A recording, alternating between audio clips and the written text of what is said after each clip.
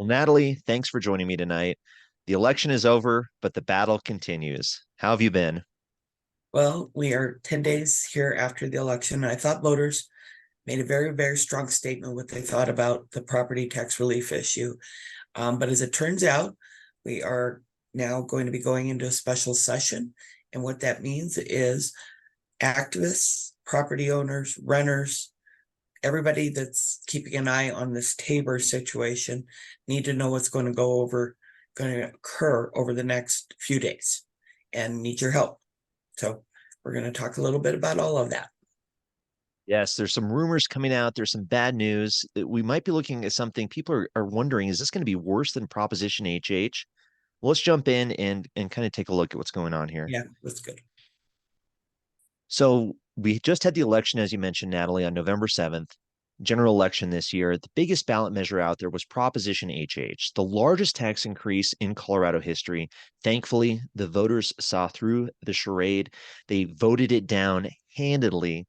41%, only 41% of Colorado voters voted for it. 59% voted no. So a very total repudiation of the governor and the Democrats in the state legislature trying to rob us of our tax refund to pay for their quote unquote property tax relief.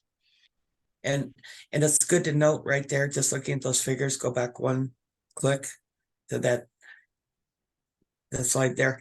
At 59% no. And the way this started out with a deceptive ballot question was 2/3 of voters, over 60%, were going to vote yes until they learn more. And this is the same kind of thing we're going to face here in these upcoming few days about understanding really what's on the table.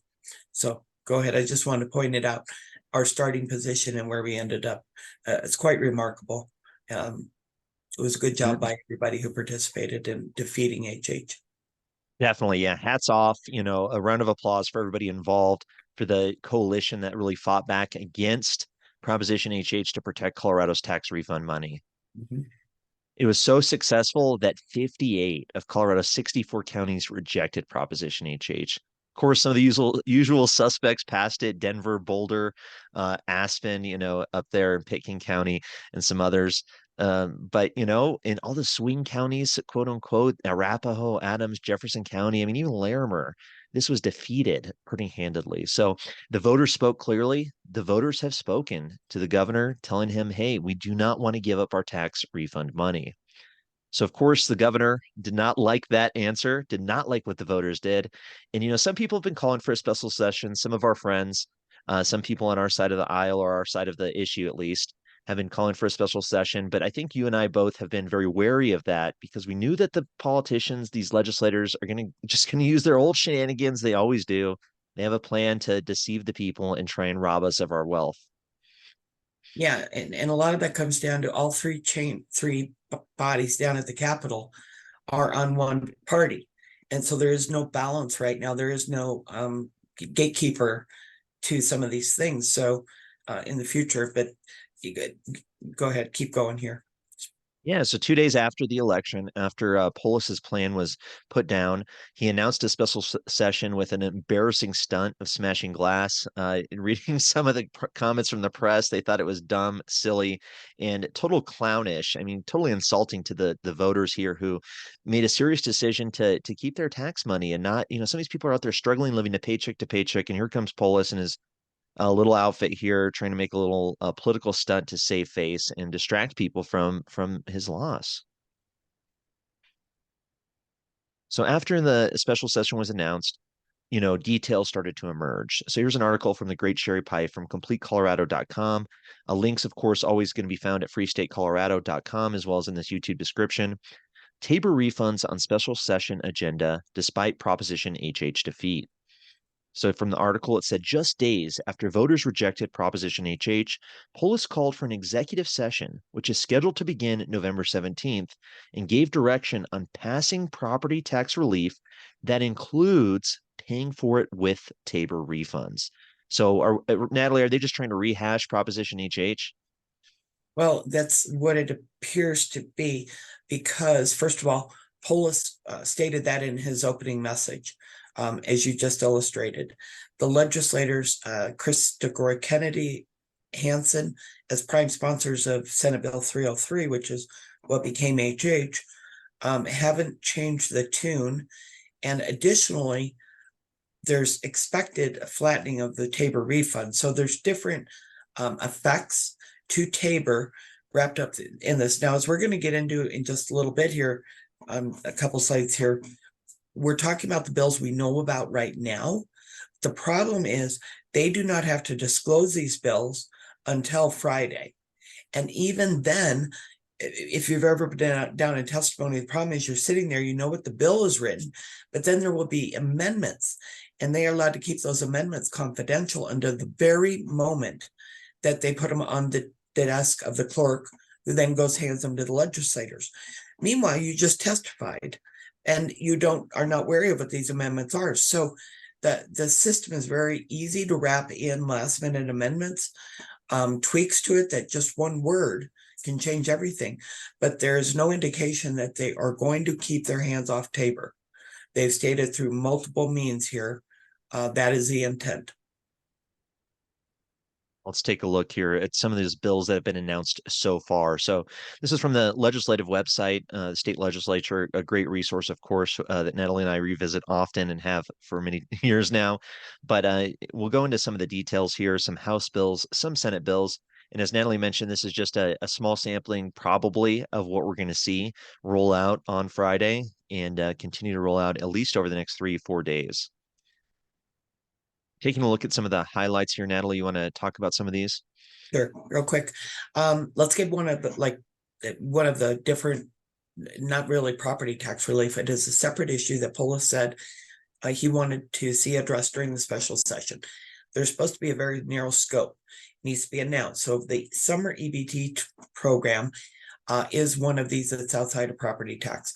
It has to do with a federal program to the tune of millions of dollars, adding to food assistance programs for kids during the summer. And it is something I'm not going to go into a great amount of depth about, but these two top bills have to do with that. And it's really the financial impact, I think, on the state end is more of the administration versus that direct funding.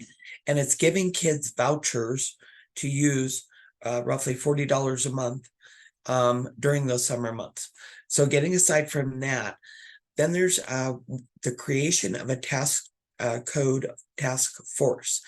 And I believe this is Stephanie Luck, State Reps Stephanie Luck. It's a little more broad than just property tax relief. There is parts of this bill that also ask to take a look at a flat or progressive sales tax, and a flat sales tax. I think there's exploration, frankly, within the scope of this committee here, that they may be in a way looking at just a type of a flat consumption tax, which that's a far deeper discussion that we're going to go into today. But the task force itself is over many months, and it has a broad scope in dealing with that. So not going to really deal with what's coming up immediately. Here's where then we dig into some meat. So we've got Bill 25, let's call it that for now, which is plainly labeled 2023 Property Tax Relief. Quite a broad title there. It is doing things similar to Proposition HH. As described here, it's reducing the assessment rate. That's really one of the two things the state legislature should be doing, would be right off the get-go. I mean, they're part of their duty. Nobody else does it. The assessment rate, because it's spread across the state, is reduced from 6.7 or to 6.7% from 6.765. That's a fairly modest or small amount of reduction in that assessment rate. It reduces the taxable value, so that first part of your property that's not going to be taxed. That's right now at the $15,000.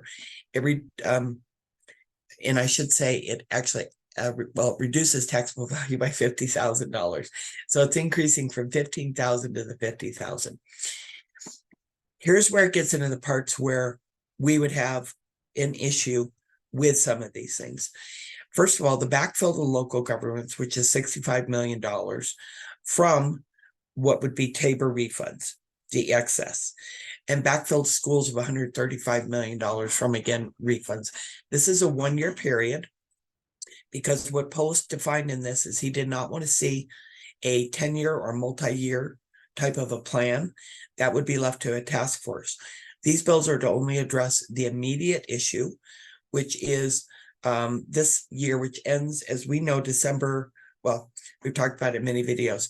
December 15 is when these property tax agencies have to say, here's the rate we're going to set for your property taxes. And then the bills go out in January. So we're limiting, it's within the short window of time. Notable is they did extend the deadline from December 15 to January 10, I believe, within this Bill 25. I think that's actually kind of needed, whichever way we're going to go. I was actually envisioning end of the year. People won't like that because that means governments are going to have to be working heavily between, that month of December when there's a lot of vacation time. But they kind of put us in this position, and we're going to talk a little bit more about that, I think, a little later during when I talk about something. But I think it's important to remember that while renters are hearing all of this property tax relief, they're affected both, multiple ways. The pass through from the landlord to the renter if property taxes are not reduced. Because again, we're looking at 40%, across the state property tax increase. Assuming they don't have Tabor or these other caps and limits that some areas in Colorado have. So renters are hurt by that pass through. Renters, along with property owners, are also affected by consumer prices. If property tax bill on Kroger or King Soopers, Safeway, Home Depot, whatever it may be, goes up, those price of goods is going up. We are already faced with inflationary costs that are beyond what the normal wallet, paycheck, and income increase is covering. So renters get involved with this program. What the government is trying to do is take away your direct Tabor refund, which is generated by income tax and also sales tax. So when they take away that refund you, the renter, are getting, then it's best for the renter to choose where they're going to spend that money, right? It's their money back. And instead, the renter's giving it up still in the creation of some of these programs. And that's not what we want to see. So there's the scoop on those ones. But we have more. Definitely, yeah. One of the other big ones is this homestead property exemption. Mhm. You can tell us a little bit about that, Natalie? Sure. So Tabor allows a voter-approved tax credit. And note, voter approved, not legislature passed, voter approved. And that allows a senior homestead property tax exemption, which is actually also for disabled vets and now Gold Star spouses. It's oddly worded. It's the first half of up to $200,000. And the first, now it would be increased in this bill to the first half of up to $375,000.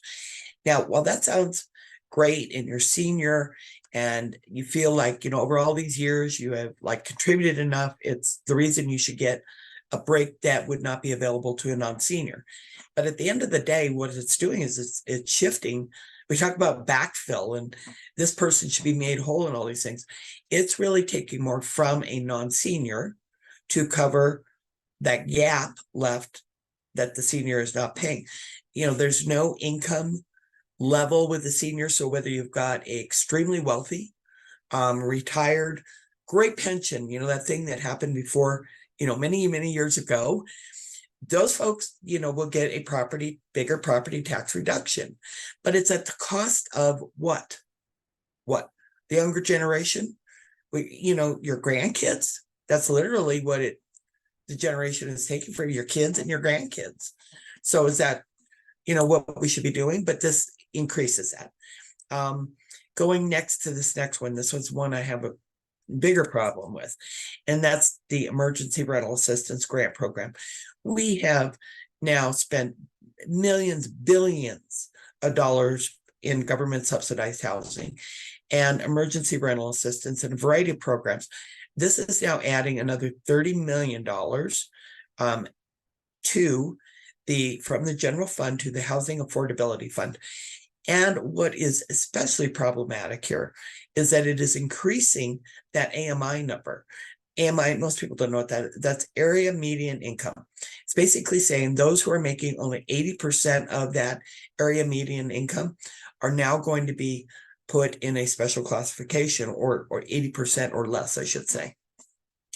So I gave the chart, included the chart, which I apologize is hard to read, but just for comparables, HUD, other programs historically used a 50 or 60% AMI. There's been this whole discussion, you and I got into it with it, the housing discussion, middle housing. Well, there's middle income, and they use it in their campaign materials. This is firefighters, this is teachers. But in this, what they're trying to do here is give emergency rental assistance to a person, a single person household. At 80%, that means they are earning $69,000 and change. And others in our population will be subsidizing the person that's earning roughly $70,000 a year. And we don't get any say in their lifestyle choices, their spending habits, but we're yet to subsidize somebody making that level of income. And if they want to, this is an expansion of what we have going on. And that is what they want to continue to drive to where the majority of the population is subsidized by government, and therefore will never vote to put chains or restrictions or modest limits on government. I mean, that is the end goal. So there you go. That's those two. Wow. Yeah, just another scheme, of course, not too surprising that these legislators trying to sneak in their little rental assistance or government subsidized housing. Of course, there's no end to this that they're pushing. They're not going to be happy till everybody's living in Soviet style tenement buildings stacked up left and right. And, all of society's impoverished because we're having to pay for these ridiculous things that don't make sense in the actual free market. But nonetheless, I just took a screenshot here of that 25 bill. Of course, it's not truly named 25, as you kind of mentioned or alluded to. That's how it's listed at currently. But the big thing there, the biggest problem, of course, as you said, is reimbursing the local government entities, the quote unquote backfill mechanism, which means the money that would come back to us out of the pool for tax refunds under the Taxpayer Bill of Rights would be then fed to these local governments. And of course, that's a big problem. Yes. And there's still hoops and hurdles and whatever they've got in there. They did put in fire districts reimbursed entirely. So they're trying to get buy-in there. That's what it changes. But there's if your county is over 300,000, you get this set of rules. If it's under 300,000, you get this set of rules. And property taxes are a local issue. And that's ultimately what we're going to come down to in this presentation here.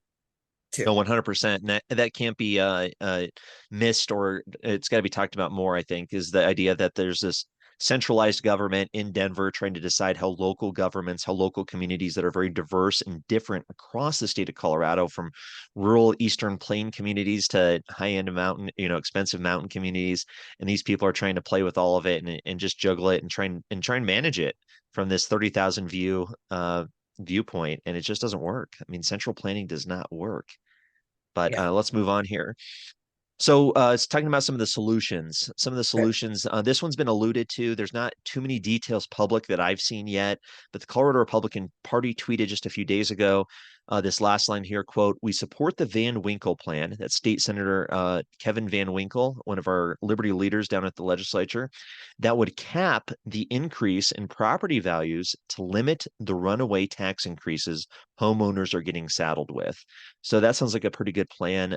Just maybe a 1-year exemption, 1-year change to that assessment rate to cap how much it can increase to get us through this little narrow a path of these massive increases and then have a bigger plan in the future. I mean, that seems so simple, so straightforward. And of course, that's why they're not going to go for it, because, you got to pay off the local groups and try and shuffle the money around to feed your special interests. At least that's my thought on it. Yeah, and knowing Van Winkle's history and stance on things, I think there's great hope in whatever this discussion is, because at the end of the day, the local governments, some of them recognize that they should not profit the pain of taxpayers. So we've seen some local governments have act on that real solution. But there's not been enough, and some of them would state from their argument that they should be allowed to get that 20 or 25% increase. And that's just not acceptable. So I have hope that I'm sure Van Winkle's plan will be more in line with what citizens should expect, the income level increase that citizens have gotten. So yeah, go ahead. Perfect. Now let's look at another solution here, Mhm. kind of moving forward of what can be done. So as you keep bringing up, and as we've talked about in many other videos earlier this year before the election, the local control, as you said, property tax is a local issue. We don't pay a statewide property tax. It goes to our local communities, and our local communities decide how to spend that money based on voter approval and based on the people we elect in our local area. So it's totally ridiculous that the state government should be playing around with our local tax money. And so Natalie, what other things do we need to talk about with the idea of local control? Well, with local control, there's this first that let's just boil that down. Right now, you pay your property taxes to the county government. The county dispenses it to a local government. The solutions coming out of the state capital, more and more, the ones we disagree with, are taking part of that money and shifting it right over to the Gold Dome Capital. Then they, as the masters of the money, get to decide what rules are they're going to be dispensed by. So if you love, your local fire department, your local water and sewer department, because who doesn't love water and sewer departments, right? All right. So we should be, opposed to that, again, centralized type of manipulation of the money flow. So with local governments, there needs to be recognized we don't always have the best elected officials at the local government. There is direct democracy. Many people are aware we have the right to petition and get citizen initiatives on the ballot here in Colorado, but it doesn't apply to every level of government. So if you want to petition your county government to cap property taxes at, let's say, 5%, right? No more than 5%. We don't have the right to petition to do that. So right now, the only mechanism to do it is to come in at the statewide level. That's really unfortunate, right? It's created perhaps some of these disagreements that parties from both sides have had. So what we need to do then is empower local citizens to be able to control that local decision. We should be able to petition our county. We should be able to cap our school district property taxes. Maybe some people disagree with that. For me, as Jeffco Schools just closed 19 schools, and then they're saying they still don't have enough money. So, but I don't have any power except for the board elected directors. We need to have the right to be able to go down to a county clerk or through the state and say, I'm going to be petitioning this political subdistrict. And it would apply to the ones that we don't have the right to do it at right now. Meanwhile, we do have the right to petition our city. We can do it at the state level. We need to empower, again, is the key word, citizens to be able to make these local decisions. Otherwise, we will continue for years and years and years and decades to be at the mercy of whoever is elected to serve at the state capitol. And that is not the right, that is not enough control. We're just pieces on a game board when it comes down to it that way. And we need to have more power over our future. So there is something called the Petition Rights Amendment that would give us the power that we need. And if anybody wants to look it up, it's shorthand PRA, but that is one way to gain some of this local control. and you and I, as discussed, talked for months about those, just speaking to the elected officials and giving it a shot, because right now we're in the window of time, the calendar month, really, where those decisions are made. And let's say you had like in the case of Jefferson County, they just voted on it.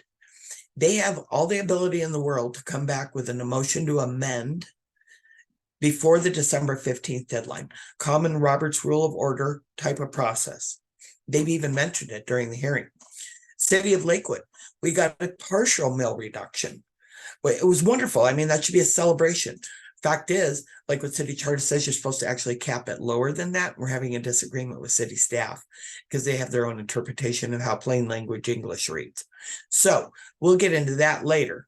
But the fact is, we did get a property tax reduction of probably getting closer to $1.5 million, let's say, to property owners just in Lakewood. So it can be done in one of those two ways. Sorry, I rambled a little bit, but I get passionate. Right to petition. That's great. Real important. That's definitely very, very important. As you said, the direct democracy, the idea that the citizens have control over the government. We're not at the mercy, as you said, of these bureaucrats, of these people propped up by special interests and appointed through vacancy committees. These people should not be making decisions for our local communities. Truly, to create a free state, to create a liberty society, it's going to be a decentralized society where local communities can decide their own path forward. And having the petition rights amendment and the ability for citizens to have input on their local political process is key to that for sure. Yes. So a little bit more about direct democracy. What are these initiatives, Natalie, here? Yeah, so we talked about having the ability to petition at a statewide level, really, because otherwise our rights are restricted. We can't do it at the local, so do it at the state. So Initiative 50 is by Michael Fields and Suzanne Tahari, formerly Suzanne Stair. So she's got a lot of experience. Michael's got a lot of experience in statewide initiative. They already circulated number 50 this last summer here, just a few months ago.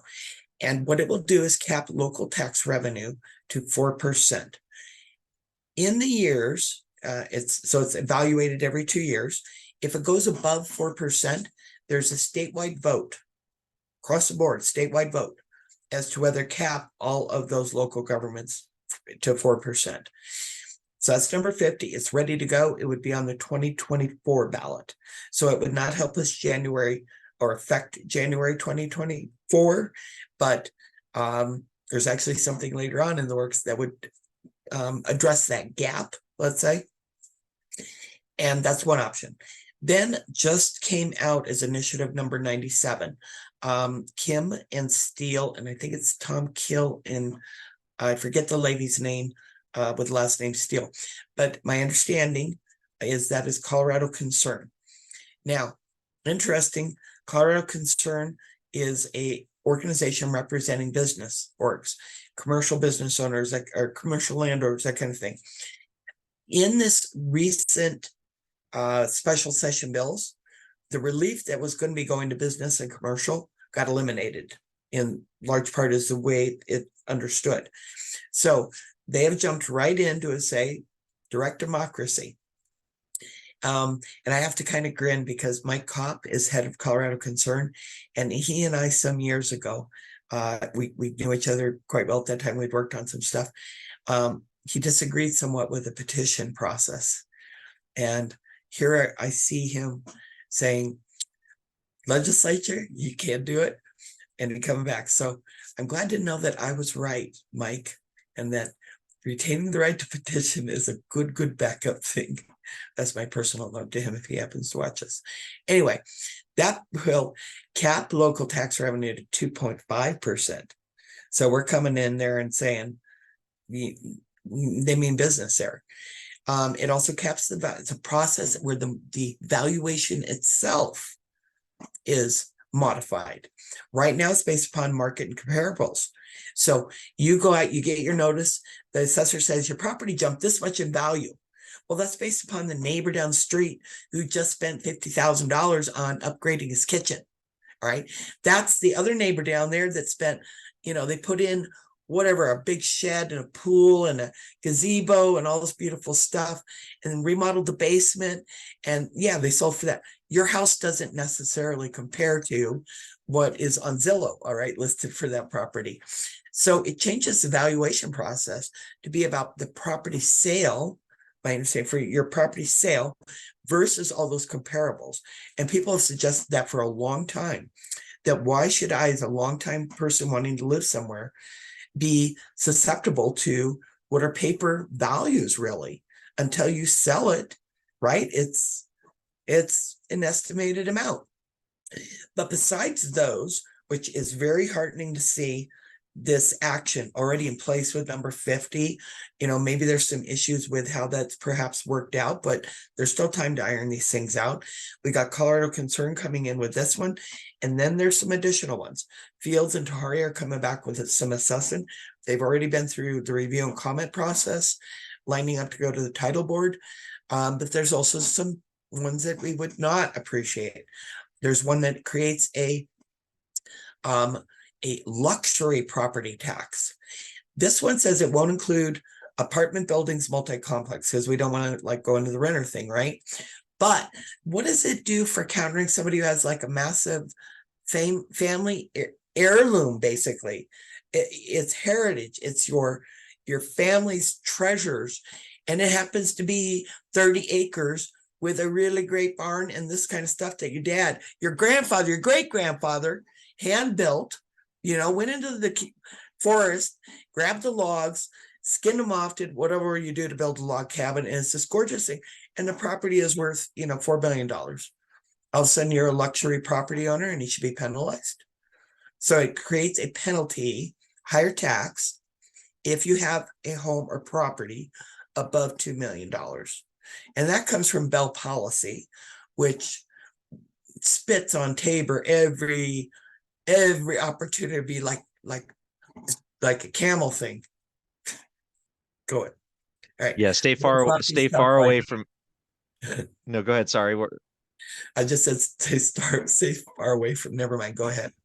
Yeah, no, exactly. Stay far away from anything Bell Policy ever puts out. These people are authoritarians who want to centralize political control over our lives, take our money, and have a bureaucratic, technocratic, state-managed society based on their ideal version and vision of what we should be living our lives. And that means, it means bad things. It's Soviet style Well, and go back. set up Right? there.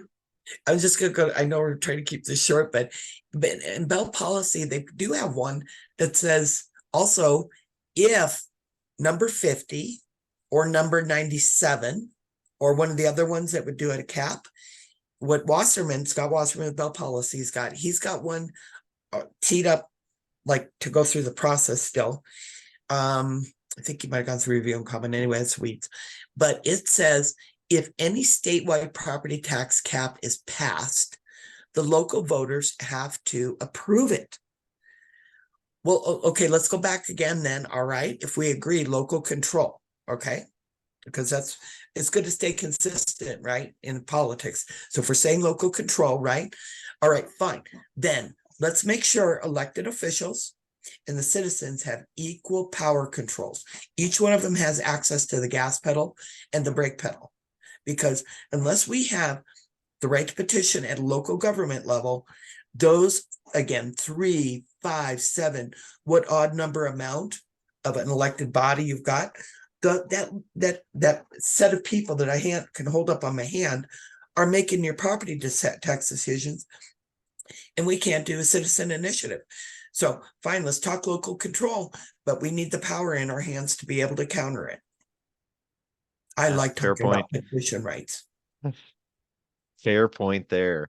Yeah, anything from Wasserman is usually very deceptive and against the free market or individual property or individual wealth ownership. But let's talk about. So right now, so with current law, it's the statewide approach. So go ahead, keep going. For sure. So last couple things to bring up here. So Friday, November 17th, Natalie, I think you'll be down there with me as well. We'll have a lot of our Liberty leaders, a lot of interviews, a lot of stuff going on down at the Capitol. So check out Free State 12 Colorado. hours from now. Check out Free State Colorado on Twitter. I'll be posting a lot of good content and keeping people up to date and informed about what's happening. If you can make it Saturday 8:30 to 10 a.m., meet on the east side of the state capitol next to Grant Street. Bring signs to protect Tabor, and we'll have some materials to make your own on site. But the property tax protest, don't touch our Tabor. Please show up. Let this legislators in the Capitol know that tax refunds are not up for grabs. The people have spoken. People deserve to keep the money they earn. And these dishonest politicians trying to steal our money after Proposition HH failed is absolutely despicable. Yeah, we're gonna have fun at the rally. If you got your own signs, bring them. We're reusing the no on Prop HH signs, and we'll use it on the other side that doesn't have to protect Tabor. We got banners. The map there shows the parking that's all available around. Going to have street parking, especially with it being Saturday.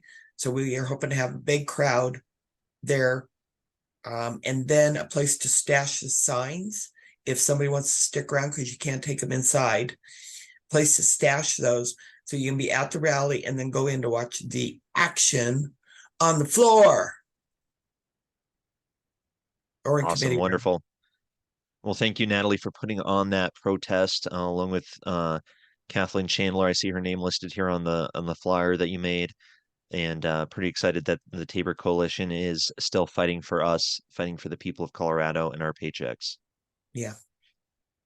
One Happy to key do that. thing, awesome.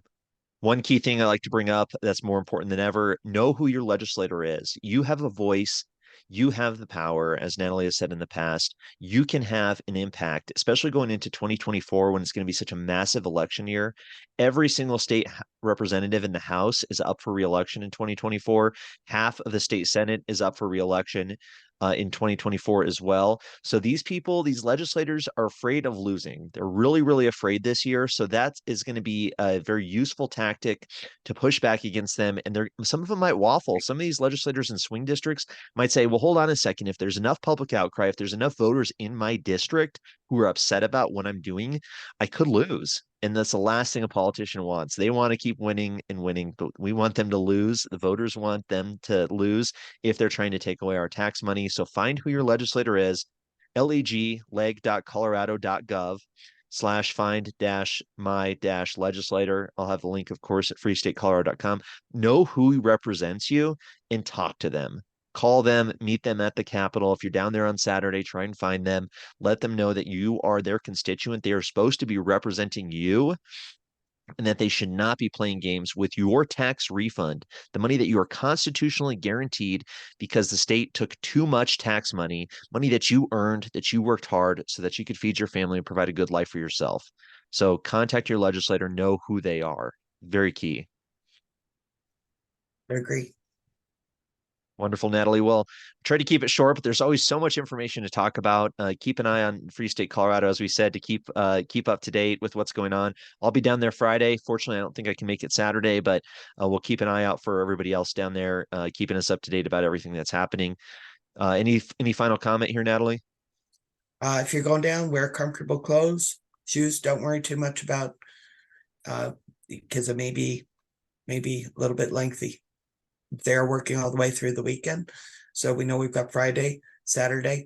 It has to be a third day to get a bill through. They've said Sunday will be that day. So looking forward to people being down there and seeing this through because it's like part 2 of the story. And it's been going on for some years. So it's finally time that we put this matter to rest. Awesome. Well, And I think Natalie, it will always end up with direct democracy, I think is where we're going to end up. I don't think we'll be, but we need to be down there for those legislators. It's not just about maybe getting the bill through. It's also about supporting these legislators who are trying to protect our Tabor and being there for them. And as they, take a committee break, they walk out, just say, thank you so much for protecting Tabor. That for them means a whole lot. 100%. And we got to expose the actions of these politicians, good or bad, and get the word out there because a lot of times people just don't know what's happening. So, Yep. Natalie, as always, thank you so much for your passion, your commitment to liberty, and everything that you do. I look forward to talking to you at the state capitol tomorrow. And today, it'll be today. This video will come out the Friday morning, so we'll talk to you then, and we'll see what happens. See you soon. All right, take care.